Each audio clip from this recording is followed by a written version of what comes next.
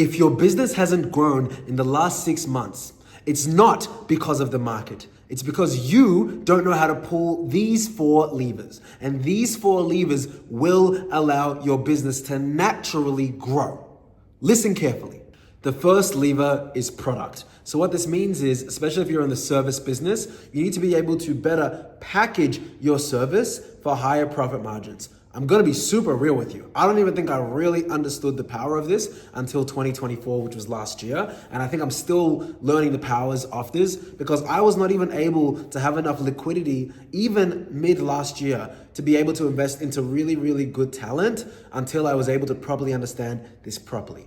So this lever, product, when you're able to package something, you move yourself from commodity to individual piece of you're an individualist, you're an individual asset to someone else. I'll give you an example. So let's just say I said I do Facebook ads. In fact, let's make it even more commoditized. I do content creation. Everyone, their dog and their mom does content creation. But if I say I have a 3-step blueprint to going viral as someone that's done 1 billion views online, inquire if you want to learn more. See how that's so much more specific, and that's almost appealing to a certain avatar of individual because I've packaged what a commodity is and I've used other commodities and I've put it together in a one-of-one solution that targets a specific avatar. So your ability to productize things is crucial to your ability to actually not only charge more money for expertise and for skill set and also to save them time for an outcome, but it also allows you to use a vernacular and a language that stands out a lot further from the rest. Okay? Number 1. Number 2, people and partnerships, right? So an example of people is obviously hiring good people to help deliver this. So for example, let's again use that content example. If you know that your main selling thing is content and you've created this one-of-one product, which is fantastic, now what you want to do is you want to have unique talent. So have a unique person that has a unique skill that can add to the composition of this product. I'll give you an example. I've got 4 account managers in my marketing company and we have 35 staff, but our account managers manage the relationships each for about anywhere between 10 to 20 clients each, right? Okay, so what we do is we usually will put an account manager that specifically has a skill set within the client's domain. So for example, if I shout at one of my account managers, Ty has 20 years brand management experience. 20 years. So when we're closing a new restaurant, it's like, hey, listen, yeah, I know that you've already been with 10 agencies before and 3 of them let you down, but let me tell you something. Apart from this super sexy offer product that I already pitched you and that I've closed you on, after you get onboarded, you're gonna meet Ty. And Ty has 20 years experience helping restaurants just like yours that are only 5 years old go from 20% capacity to there's a line outside, Dami, can we turn the ads off capacity? Now, you need to meet Ty and listen to everything that she says because she has 15 years senior experience to you and 10 years senior experience to me. So that's someone that's more qualified than I. See how that's such a more unique way of adding a person that has unique skill set to my team that is better to serve the client instead of, we have a social media manager that's gonna do your posting and they're gonna make really cool reels and try to go, everyone says the same thing. But if I say, hey, listen, I got someone that's 20-year veteran that's gonna be working directly with you to turn you from X all the way to Dami, thanks for changing my life. See how I'm already future pacing them? See how I'm changing the frame from we're a commodity to we're your superhero, right? So that's why having the right people and the right partnerships is really important. I'll give you an example of a partnership. Okay, so now let's jump companies. I run an events company. I'm not going to name the name of this company. Okay, this events company.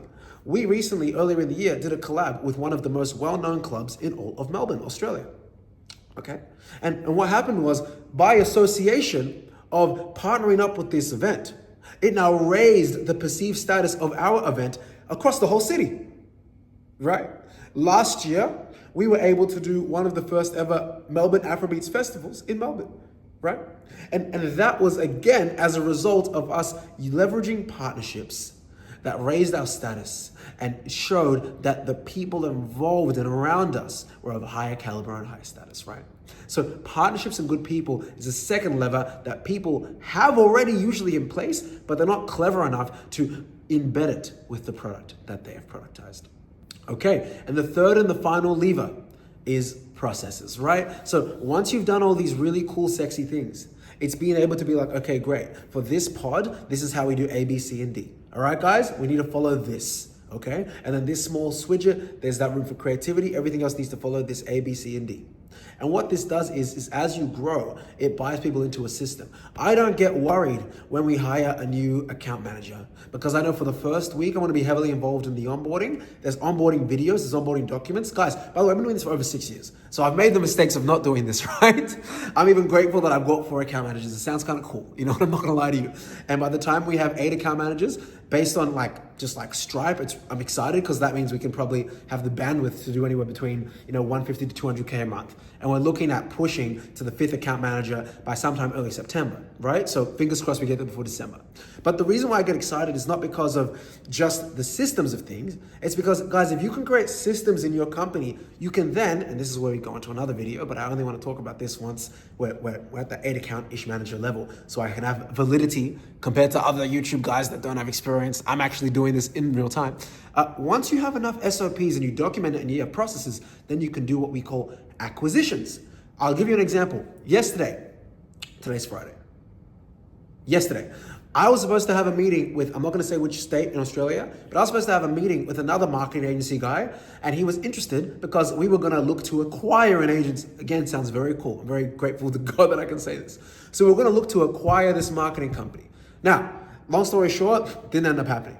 But the reason why we can talk about acquisitions, even though we're not even an agency that's done in a calendar 12-month year, it's first 1 or 2 million in a 12-month calendar year, maybe this year, but currently we haven't yet, is because we're able to come to an agency that is maybe doing 10, 20K a month. They've been doing it for 5 years, and they're like, maybe got them and like 2 or 3 virtual assistants, and we can be like, bro, relax, all good. Listen, I'll pay you whatever you're paying yourself, but we're gonna roll you up into my agency with 4 account managers, 30 plus staff, 6 years of SOPs across 20 industries, and we're gonna upsell all of your clients to an average of 1,500 to 2K a month. Because we know that the upsell journey, we know that once we get clients a certain amount of leads, they're usually either gonna give us another business that they own, or they'll upsell to SEO. Then we're gonna rank them on the first page on average within 3 to 4 months. They're gonna love that. And then we're gonna punch them again up to Google ads, and now they're paying us 3K a month.